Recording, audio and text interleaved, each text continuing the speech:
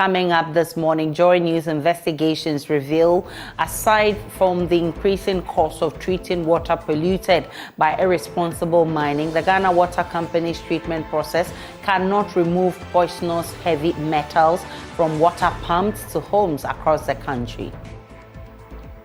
Government insists it has not missed the deadline for the second tranche of the International Monetary Fund bailout, as it remains optimistic the $600 million will arrive by end of this month.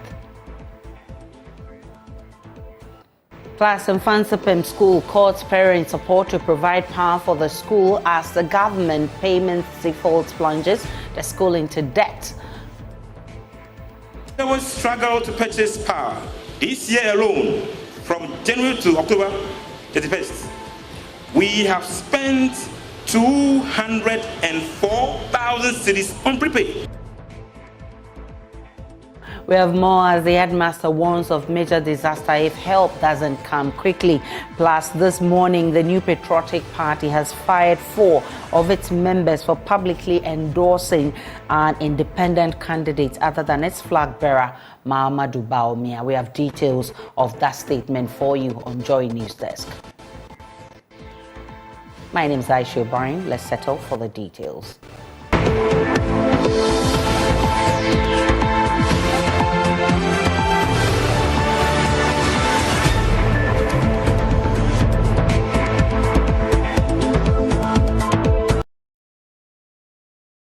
The Nurses and Midwifery Council says it has conducted and presented its research findings to government on the mass exodus of health professionals in the country. Currently, data from the Ghana Registered Nurses and Midwives Association indicates more than 5,000 nurses and other health personnel have left Ghana for greener pastures abroad over the last 3 years due to poor conditions of service. But board chairperson of the Nurses and Midwives Council, Nana Echan Asante, says their finding reveals the situation is systematic and goes beyond just condition of service, adding there is a need for a sustainable government policy to deal with the problem.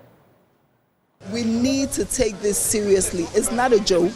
I was just speaking to a doctor from Yahoo. She's telling me my nurses are leaving. I get it all the time. I just came from America. I've practiced in America. It's not all a bed of roses. My colleagues in America are also crying, because what the shortfall in America and the Western world is doing is that it means their nurses are being overworked. The nurses are also leaving the profession. They're going to do other things. They're practicing nursing. They're going into law. They're doing so many other things. So there's a void in their unit. So they need us. What's the Nurses and Midwives Council doing about your outfit? What are you doing to at least, if not avoid the mass exodus of the movement of the nurses to the foreign countries?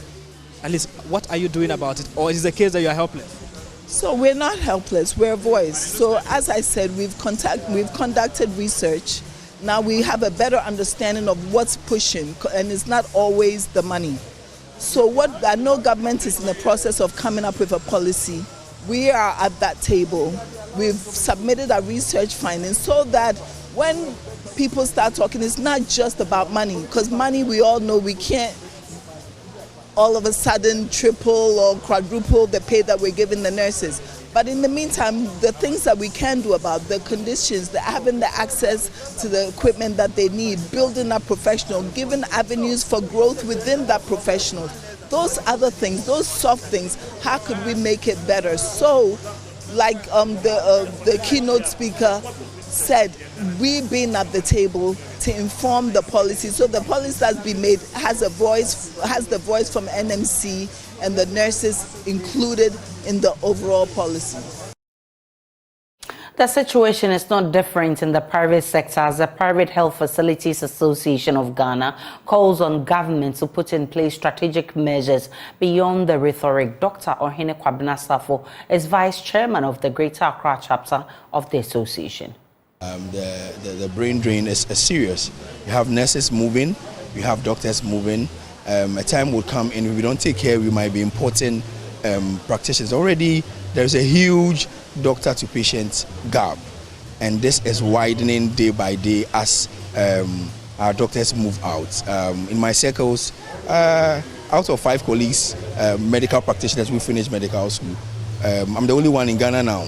So that should tell you how serious it is. What should we do as a government to ensure that this situation is dealt with? Okay, so it starts from policy. What is the strategic position of government when it comes to healthcare providers? Not just doctors, not just nurses, allied health, and the other healthcare providers. What strategy is the government going to employ to ensure we have exactly what is happening out there? If not 100%, at least you should take what UK did some years back, early 2000s. They benchmark Toyota production systems against their healthcare system just to ensure they have delivery of quality healthcare, which is more holistic and looks at the practitioners and the service delivery. So it's a matter of strategy, it's a matter of policy, and not just talks. Meanwhile, President of the Healthcare Federation of Ghana, Dr. Wisdom Amegleto, is advocating a collaboration with the private sector to help attain universal health coverage. It is well known that the private sector produces more than 60% of the healthcare needs of this country, and in fact their contribution is bigger than that of the public sector. But unfortunately, this sector has not been given the help it needs and also the attention that it needs. So what we are asking for is that significantly, as the keynote speaker alluded to, we provide 5% of GDP and we are accounting for 20% of GDP growth.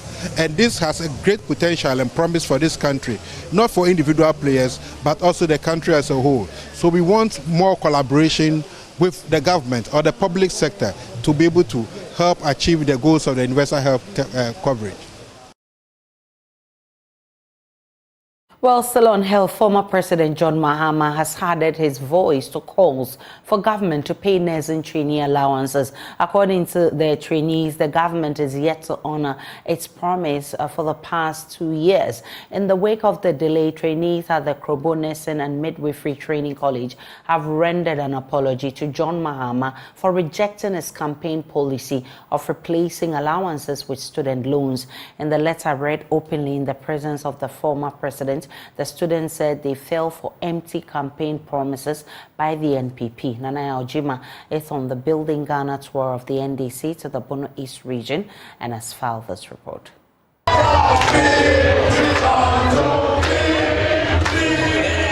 The nursing students met the John Mahama convoy with placards registering their displeasure with the management of training colleges. We were presented with what seemed like a fresh virgin. An open letter was read to the former president during the engagement with the students. According to them, they were deceived into believing payment of the trainee allowances would be prompt. Please accept our unreserved apology for not heeding your counsel during the 2016 election. From the depth of our hearts, we sincerely apologize.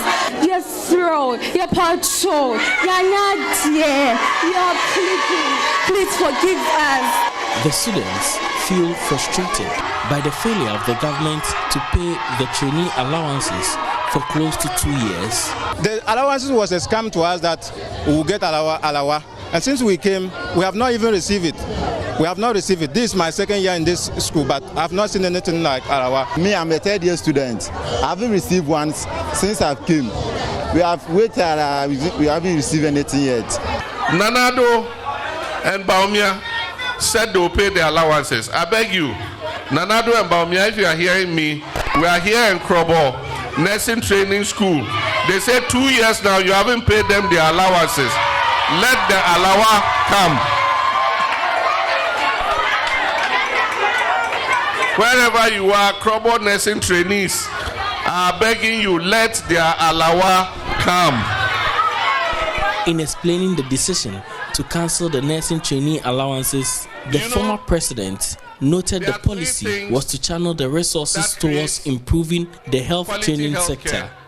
He believes the expansion of the training colleges would have helped train and recruit more personnel. What we noticed was that because of trainee allowances, we were not able to take as many people into the colleges as we should, because the number that we're taking was based on how many people we could pay the allowance. At that time in 2017, if you calculated the first salary of a nurse, it was something around 1,500 when you come out as a fresh nurse. And the money that was being used to pay trainee allowances could recruit 13,000 nurses every year. So we said, look, let's take the allowance, let's invest it in building more hospitals, in providing more hostels and classrooms in the colleges, so that we can bring more of our children into the colleges to train. That was our intention. And so we didn't even say we are taking the training allowance away and replacing it with nothing. We said we are going to replace it with a student loan scheme, so that you can take the loan, finance your education. When you come out, if you don't have a job yet, nobody will come and ask you for the money. But when you start working, we will take it little by little by little by little until you are finished paying. If he won't get us the allowance and he's going to provide us with students' loans, I think that one too is also a nice and a good idea, because if we are able to get the loans, we will be able to use it and pay our school fees. Meanwhile, the NDC flag bearer for election 2024 wants electorate to correct the wrongs by returning the NDC to power. When there's a race between lies and the truth, lies will always take the lead. But eventually, in the end, the truth will be revealed. It is only now the blinkers on our eyes, the scales on our eyes have fallen off. And we can see that this has been the worst political scam in the history of politics, not only in Ghana, but in the whole of Africa. The Building Ghana tour is making its final stop here at the Central Mosque at Techiman. Earlier, there was a town hall meeting at Tiobodom where concerns of various groupings were taken by the NDC. These concerns, according to the party, will feed into the 2024 manifesto. For JoyNews, Nana Ojima reporting. Let's stick with health, because investigations conducted by JoyNews has revealed that aside the increasing cost of treating water polluted by irresponsible mining, the Ghana Water Company's current treatment process cannot remove poisonous heavy metals from water pumped to homes across the country. Tests conducted at the Ghana Water Company Limited Daboase intake point of the Pra River confirm high levels of arsenic, lead and chromium.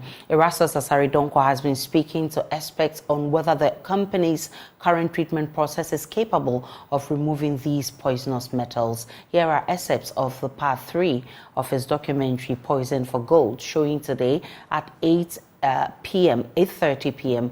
on the JoyNews channel. This is the Daboase intake point, where the Ghana Water Company Limited pumps and treats the Pra for distribution to Takoradi and parts of the central region. I'm fetching a sample from what is being pumped from the Pra River.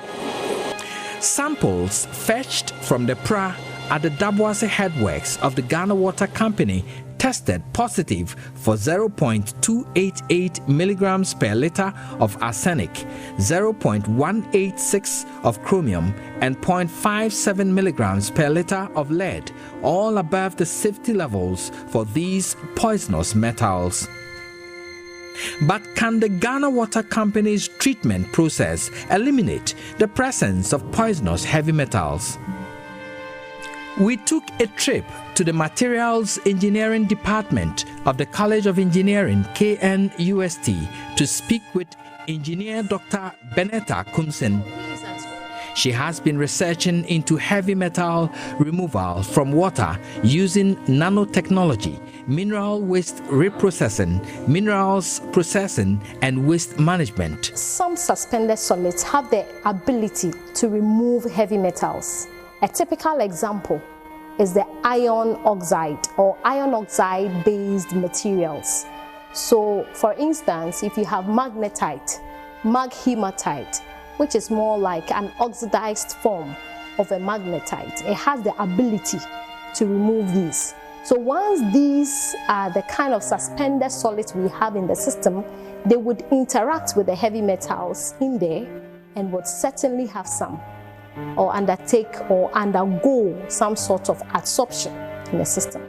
So when they remove the heavy metal, these suspended solids, which are iron oxides, then you are sure that some levels of heavy metals would have been removed. But typically, removing those ones doesn't clean water of heavy metals present. Currently, what Ghana Water is doing doesn't take care of that. It takes care of bacteria, microbial stuff in the water. But with respect to heavy metals, I can give you samples of water which contain heavy metals. They may be as clear as you can imagine, but then they would have levels, high levels of heavy metals in them. The Pra is polluted mainly by miners opening their residue into the river at Chifu Kotoche, Chifu Praso, and Shamfans sitting on the river. But District Chief Executive for Wasa East, Emmanuel Boache, told our team there are no resources to fight them. We try as much as possible to get outboard motor attached to the canoe so that we can track those guys. But what we realized was that there are a lot of stones in the river. So you cannot run through the river to that place. I think some time ago, two military men died on this very river, Rapra, because of this mining in the river issue. So that has become a challenge to us. And that's the more reason why we are unable to take them away from the river.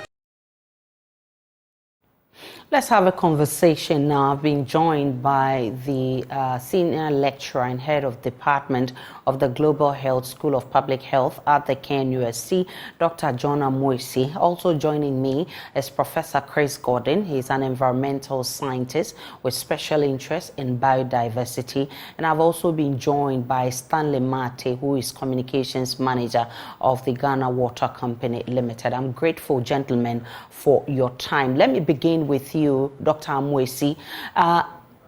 How do you feel about news that there are heavy, poisonous heavy metals in the water running through our taps, and that the treatment process of the Ghana Water Company cannot actually deal with these challenges?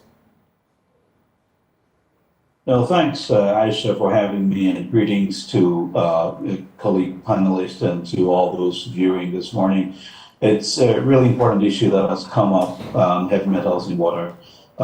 As we may be well aware, heavy metals pose a serious threat to health, particularly heavy metals like mercury, arsenic, and lead. These are well-known heavy metals that tend to pollute water as a result of mining, including or especially illegal mining practices.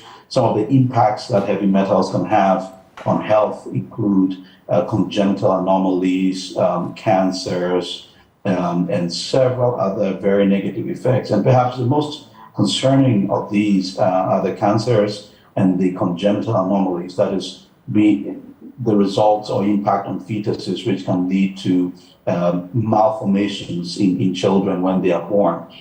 Apart from this, also developmental delays in children can come about as a result of this.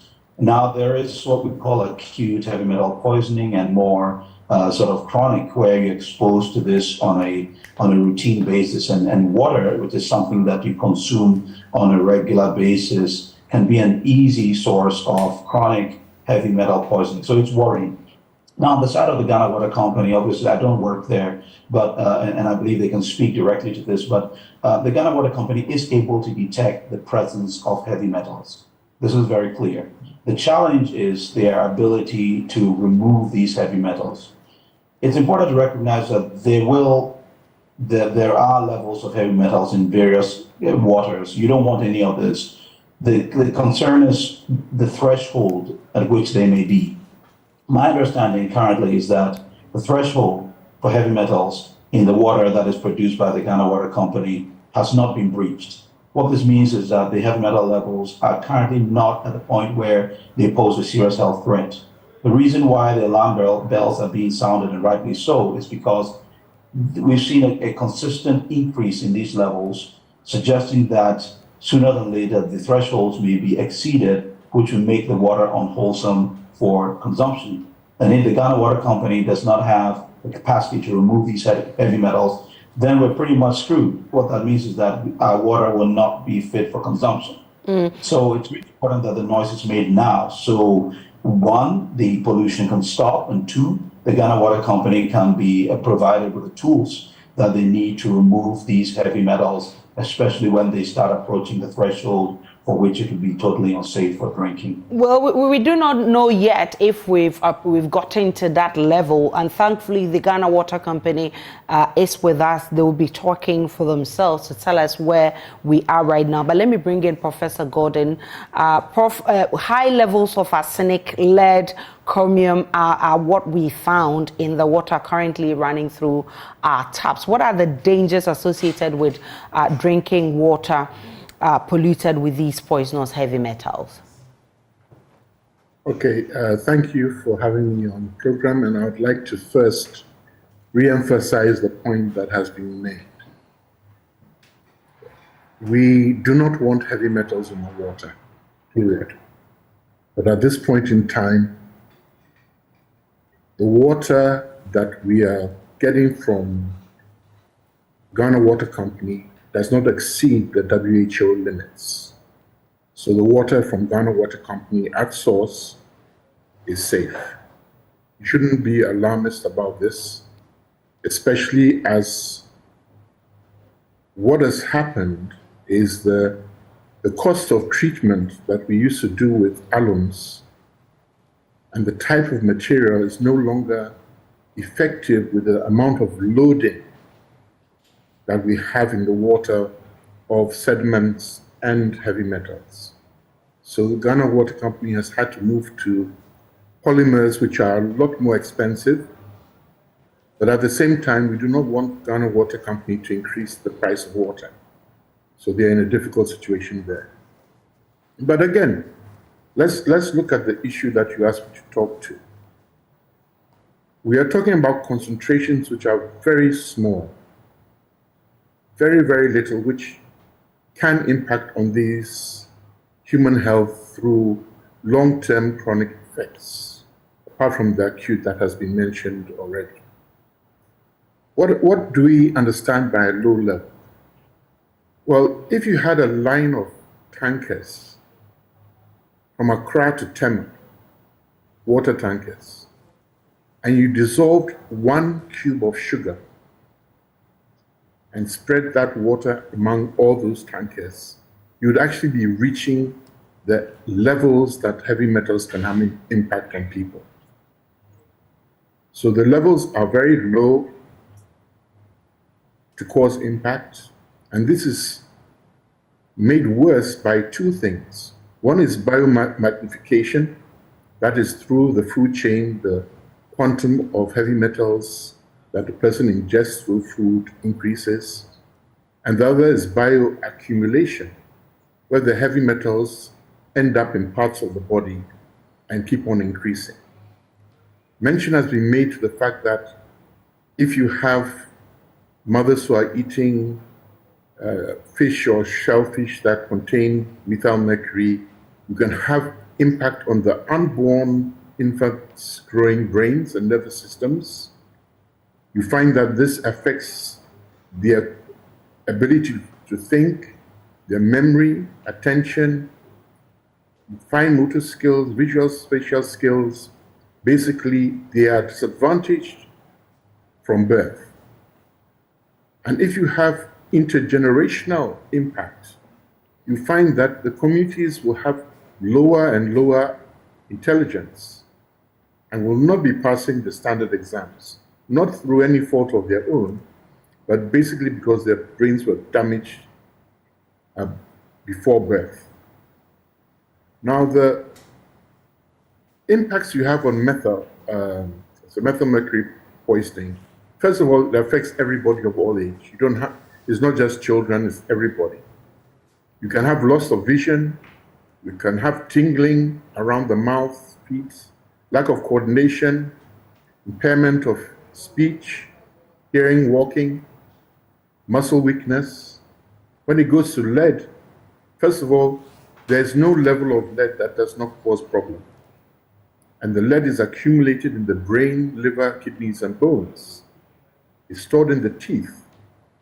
And when a woman is pregnant, the lead in the bone is released during pregnancy and that impacts the fetus.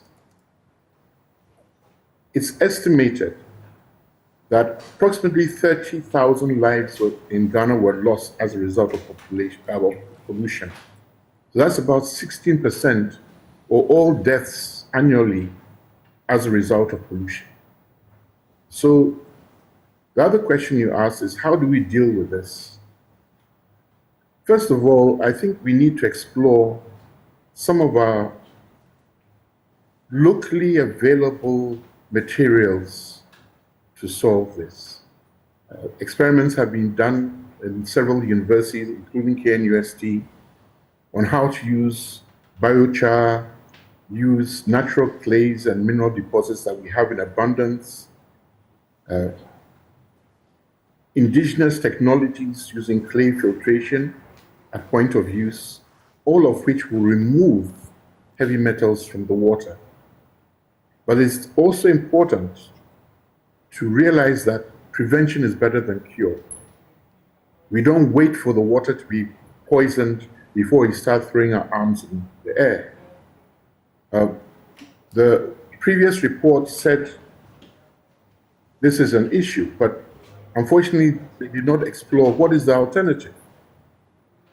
Because if most of the sachet water producers are using Ghana Water Company water as their source before they create the sachets, we have no recourse, we have nowhere to go to.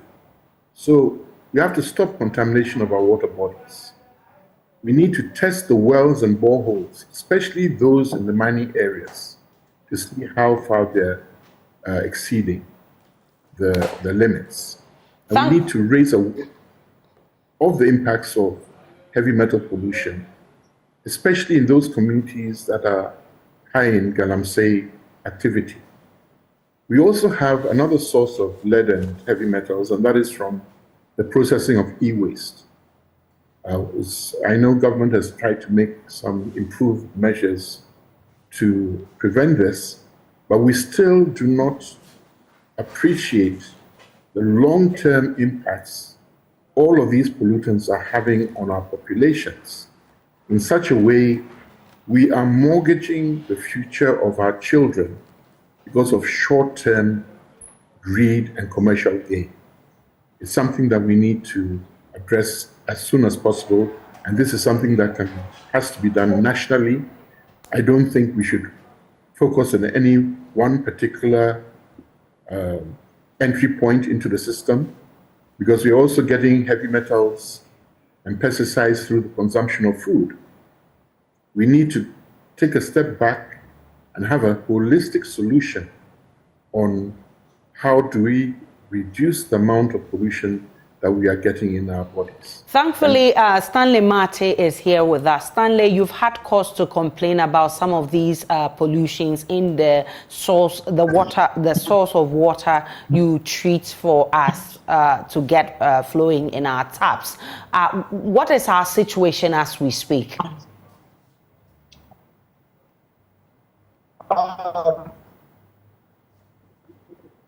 Thank you very much, Aisha. The situation hasn't changed much. we are still polluting our river bodies. And I think the situation is even more dire and more terrible than hitherto it was. But as a company, we are doing our best to treat the water to meet the drinking standards for consumers. Now, Asha, I think that I'd want to urge all researchers to, create a platform for some discussion and some brainstorming on their findings anytime they do some of these things, or they establish some of these findings in their research, make all of us aware that yes, water is such that you find a lot of compounds in them, even after treatment. But then are the levels harmful for human consumption? No. If the levels are such that it will be harmful for human consumption, trust the Ghana Water Company Limited to shut down the treatment plant. And this is not the first time this wouldn't be the first time we're doing that. We've been doing that all along. Anytime we treat water and the levels of contamination or the levels of some compounds within the water are such that they are not safe for consumption, we shut down the treatment plant. I think that we have the WHO standards, and then we have the Ghana Standards Authority standards, which is higher than that of the WHO. As the company, we try to do better than the. I think that Professor Gordon and Dr. I think Professor Gordon and Dr. Amoesi have alluded to that fact that the levels we have in our water are currently is not dangerous, but the fear actually is that as illegal mining continues, we may get to a point where they may be very dangerous for us. When we get to that point, the question remains, is Ghana Water ready to deal with that? Do you have what it takes to deal with that challenge if we get there? Hello, Stanley. Aisha, if we get to the point, Aisha, if we get to the point where we are unable to treat the water to meet the drinking standards, we'll shut the treatment plant down. Okay, so Ghanaians must be rest assured. There's no way we'll pump in unwholesome water for people to consume. Anytime we are unable to treat the water to that level, we just shut it down.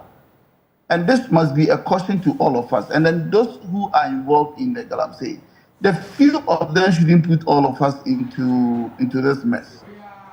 Okay, we need water to consume and to stay safe, stay healthy, so we can be productive for our nation. But we can't allow a few people to hold all of us to one stop.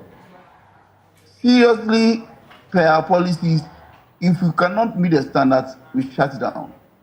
Thank you, Aisha. Dr. Amoesi, you've been listening to this conversation, and of course, you indicated that the levels as we have right now, it's not something we should worry about, but definitely, if we do not stop polluting our environment and our water bodies, we certainly will get to that point where we'll all be running helter-skelter. How do you propose or suggest that we deal with this critical situation going forward? Well, thanks for that question, Aisha. I think that's a really important point that Professor Gordon made. This has to do with beyond reaching that point where it becomes unwholesome consumption.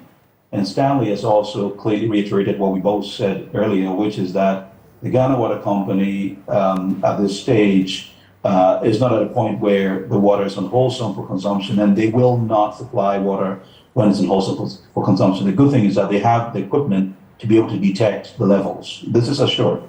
But the problem, which Professor Gordon mentioned, is the cost involved in producing wholesome water is increasing.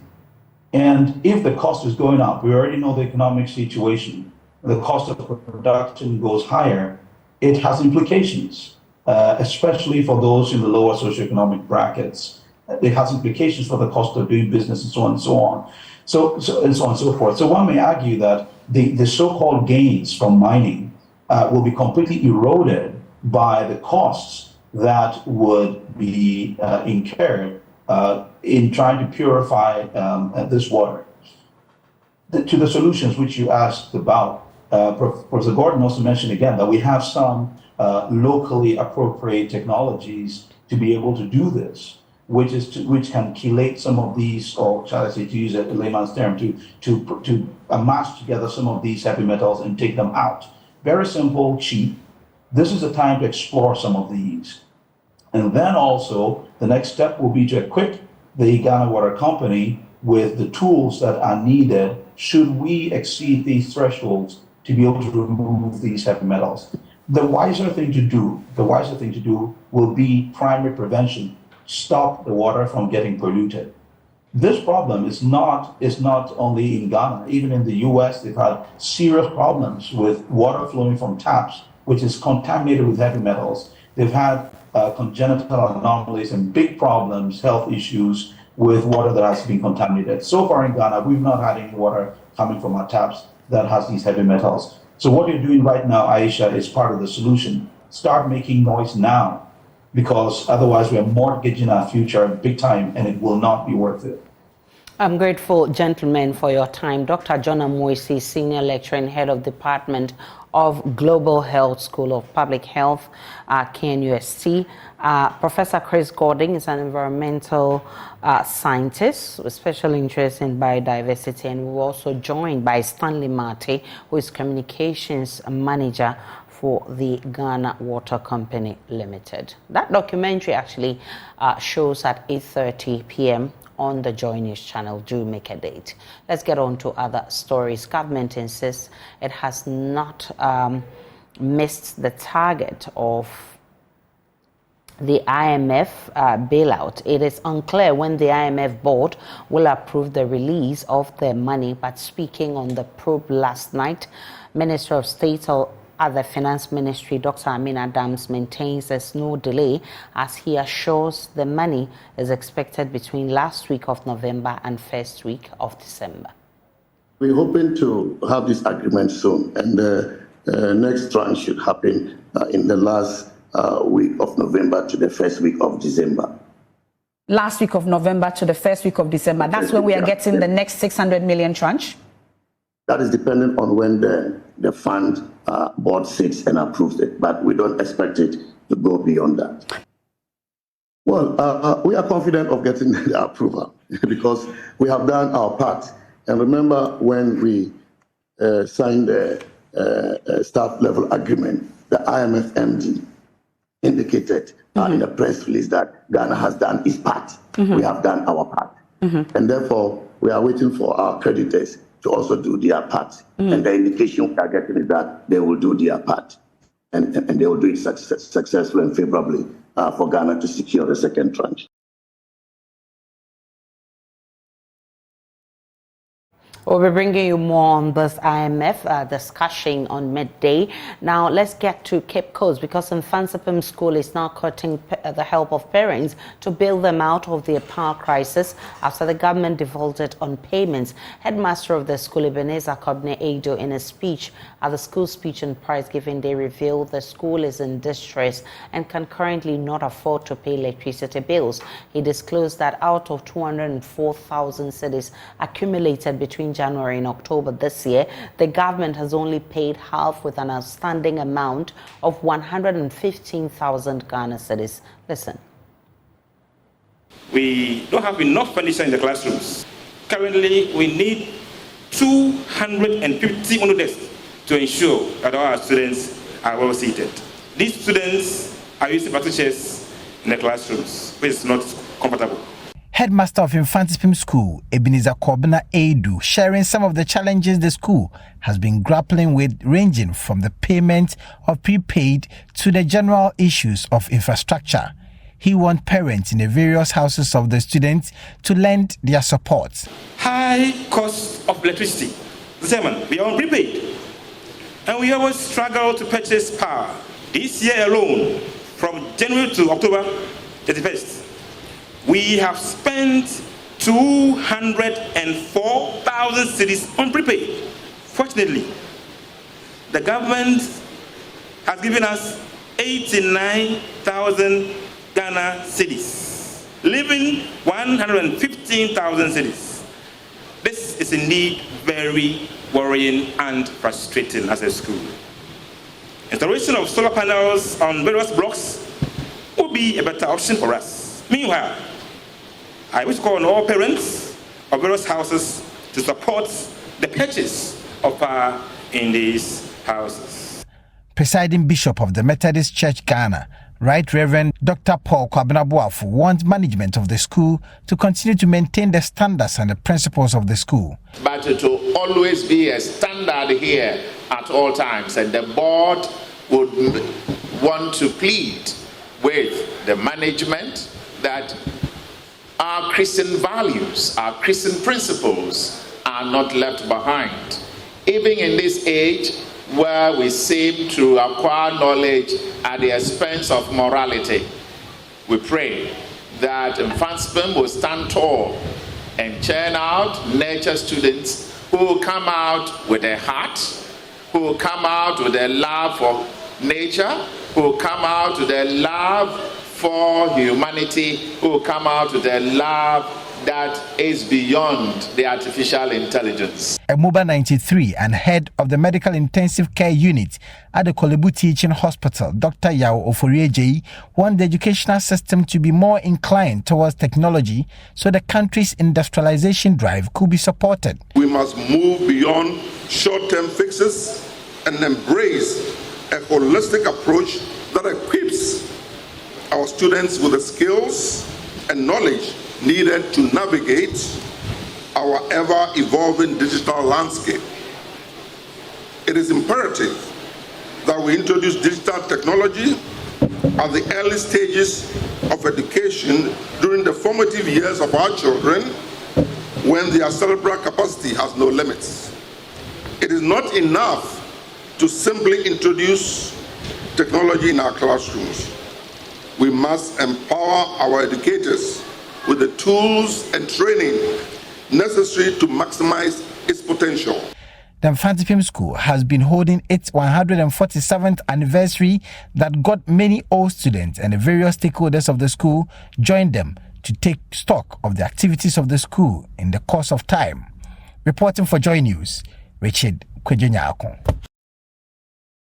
Back here in Accra, the New Patriotic Party has fired 4 of its members for publicly endorsing an independent candidate other than its flag bearer, Dr. Mahama. The 4, namely Hobson Adoye, Yao Bwabinga Samoa, Nana Oheninto, and Boniface Abubakar Sadiq, are said to have breached the party's constitution. In a statement signed by the General Secretary Justin Kodia Frimpong, it entreated other members to take note and focus on activities that will help the party win the 2024 election. Here are excerpts of the statement. It said the leadership of the NPP has taken notice of recent activities of Hobson Adoye, Yao Bwabinga Samoa, Nana Oheninto, and Boniface Abubakar Sadiq, which includes publicly endorsing the candidature of a person other than the duly elected presidential candidate of the party, His Excellency Dr. Alhaji Muhammadu Bawumia. The statement continues to say, in spite of their flagrant breach of the party's constitution, particularly Articles 35A4 and 391, the aforenamed men still hold themselves out as members of the NPP. For the avoidance of doubt, Article 3, Clause 5A and 4 of the NPP Constitution enjoins all members of the party to abide by and publicly uphold the decisions of the party. And it further states, in addition, Article 391 of the Constitution provides as follows: a member of the party who stands as an independent candidate against the officially elected member of the party, or who joins or declares his or her support for another political party or for an independent candidate when the party has sponsored a candidate in a general or by-election, automatically forfeits his or her membership of the party. And that statement is signed by General Secretary of the NPP, Justin Kodia. And still on the NPP, the party has elected Dr. Rashid Kwesi Echuafo as its parliamentary candidate for the Ejumako Enyanesiam constituency. Dr. Echuafo was unanimously endorsed by the delegates in that constituency after going unopposed. It's the second time Dr. Echuafo is leading the NPP to the polls in the Ejumako Enyanesiam constituency, having lost to the incumbent MP and minority leader Dr. Kasiel Atoforsin in 2020. Dr. Rashid Echuafo believes this is the right time for the NPP to snatch that seat from the opposition NDC. When it was announced that the party has opened nominations for us to show up to contest, it became rumored that my constituency polling station executives and electoral coordinators wanted me as their parliamentary candidate. I thought it was just one of those rumors. And so the coordinators picked up the nomination forms for me. They went ahead to pay for the forms and help me submit. This is the climax of it, and it means that now I have the mandate to start working in the constituency as the parliamentary candidate, which I'm going to start soonest. We are going to push and push and push. So this means the world to me actually. One of the things that we need to do is to make sure that all the cracks, all the loopholes we left unfilled. I may not be able to say the specifics because then I will be giving myself out. But one of the things that we'll do is that we are going to mend the cracks, because I think that we lost the 2020 elections largely based on the cracks in our system. In our system, once we are able to mend those cracks, I am sure and confident that we shall win. I'm excited that I feel very elderly people of our party, those that won us the seat in 1996, were here. Those that won us in 2000, 2004, they were all here. What it means is that for the very first time, we are going to be united to fight and forge for the constituency seat. And I assure you that I'm ready. I am committed to this, and I will not rest a day. We're still live on Joy News desk. We'll take a break. When we return, we'll bring you everything you need to know in business.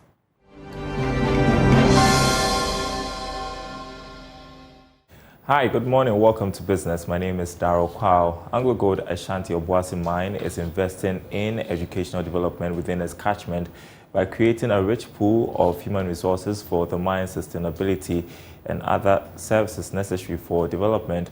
The company has cut sort for the construction of an examination printing center for the Obuasi municipality aimed at improving academic performance. The company believes the availability of a well-educated workforce would ensure sustainability of the mining industry. Here's more. After its revitalization in 2019, the AngloGold Ashanti Obuasi mine has committed to boosting the economy of the mining community across diverse sectors, including education. Under its 10-year socio-economic development plan, the mine has carried out numerous community developments. The latest is the construction of the examination printing center for the Obuasi municipality. The 2.4 million project, expected to be completed in 4 months, will be the sole exams paper production hub for the municipality. Jacob Edmond Aqua is Senior Manager for Project Service and Business Development at AGA. Helping as part of our 10-year socio-economic development plan, we are helping education in the municipality. It includes a lot of things that we've started already. We are building a robotics center for the Obuasi Secondary Technical School, for example.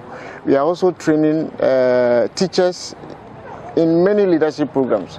So far, we've trained about 525 teachers. We also provide learning materials. We've provided about 30,000 learning materials for the various schools in the municipality. In the preceding year, the Obuasi municipality accumulated 94% pass rate for the Standard Basic Examinations (BECE). Municipal Director of Education Alfred Kumsen is optimistic the new facility would shoot up the performance. I won't say we were facing much challenge because parents in Obuasi municipal, and I'll take this opportunity to appreciate the effort they are putting in. When it comes to examination, parents from time to time help the schools. When I say parents, the Parent Association, they help the schools to print questions for their wards. So now that the printing center is in, it is going to actually save parents the cost of printing examination. What should we expect from results? That is kind of question. Yes, already Obuasi Municipal has been churning out good results in examination. As it stands now, as at 2022, our BEC performance pass rate was 94%. Now with this machine in place, we expect nothing less than 100%. The company also cut salt for the construction of a 3.5 million Ghana cedis chips compound at Epitikoko community, which is to be completed in 7 months. For JoyNews, my name is Emmanuel Brightquick. Now, entrepreneurs, both aspiring and seasoned, have been urged to go beyond merely setting up a business to instead seek out the keys to business triumph through the acquisition of effective marketing tactics. Here's more from a one-day business seminar organized by the Muslim Executive Foundation for the Muslim Community. Mahmoud Muhammad Nuruddin has more. Sheikh Abdul Mohsin Bafi emphasizes the significance of choosing the right location for a business. He says consumer preferences and the success of a business often hinges on its proximity to potential customers. Understanding the market demands is also crucial for tailoring products or services that will resonate with the target audience. Before you establish a business such as a lab, consider whether the people in the region truly desire it. If they don't need it, it will become a waste. Always ensure that there is a supply reaction. Also make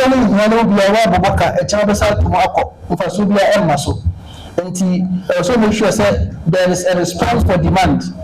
Sheikh Bafi delves into the art of deep thinking and observation, stating that successful entrepreneurs possess an innate curiosity and an ability to see beyond the obvious without carefully planning and a thorough understanding of the business landscape. There are some businesses that will lose more if you do not exercise caution before entering them. Sheikh Bafi warns entrepreneurs might find themselves unable to make a living before they even realize. Lady can air differentiation.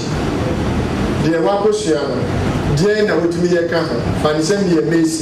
Dr. Abdul Samad Muntaka, a lecturer at the KNUST Business School, emphasizes the importance of forward thinking and flexibility in business strategies to stay competitive in today's dynamic market. He urges entrepreneurs to plan ahead and anticipate future trends, emphasizing the significance of not falling behind in the fast-paced business world.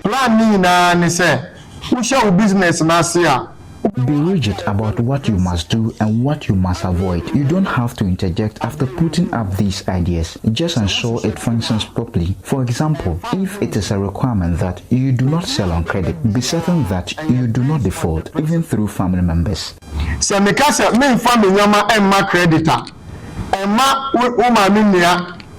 The seminar, organized by the Muslim Executive Foundation, focused on the team implementing effective marketing strategies for competitive edge. It also featured Sadiq Abdurazak, a professional in business consultancy.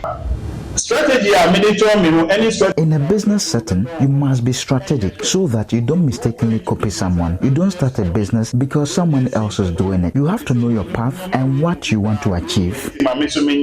There was a bit of research. The seminar attracted attendees from Muslim communities in the Ashanti region. Report by Mohammed Nuruddin.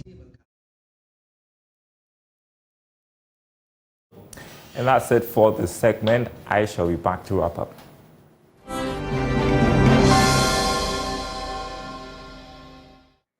And as I wrap up the bulletin this morning, my name is Aisha Ibrahim. Log on to myjoyonline.com. There's more of the news and updates of all the developing stories. See you again at 12.